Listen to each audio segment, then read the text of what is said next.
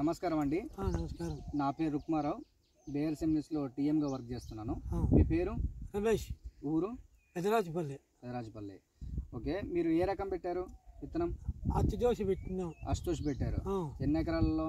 1.5 ఎకరా. ఓకే, 1.5 ఎకరాలలో. ఇప్పటికి ఒక కోత అయిందా? ఒక కోత అయింది. ఎన్ని బాక్సులు అయినాయి? 120 బాక్స్ అయింది. 120 బాక్సులు. ఇప్పుడు రెండో కోతకి ఇలా ఉంది క్రాప్.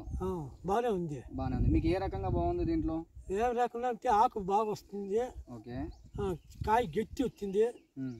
చైనింగ్ ఇంకా ఇప్పుడు కనపడదు. చైనింగ్ వీటికి ఇక్కడ కనపడేది. కాయ గట్టితనం కానీ గట్టి బాగా గట్టి ఉంది. గట్టి ఉంది. ఓకే, కాయల పట్టం కానీ 4-5 గుత్తికి ఎన్ని పడుతున్నాయి? గుత్తికి 5-6 పడుతున్నాయి. 5-6 పడుతున్నాయి. ఓకే, ఇప్పుడు మొన్న తీసుకెళ్లారు కదా మార్కెట్కి, మంచి ప్రైస్ వచ్చిందా? మార్కెట్లో తీసుకున్నారా కొనేవాళ్ళు? ఈ పొద్దు తెలుస్తుంది. ఓకే,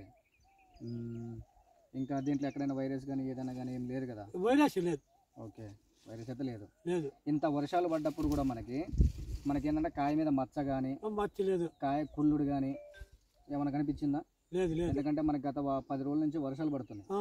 ఈ 10 రోజులలో కూడా మనకి ఎక్కడ కూడా మన కాయ కూడా మీరు చూసుకుంటే కూడా మనకి ఎక్కడ కూడా మచ్చలేదు. మచ్చలేదు.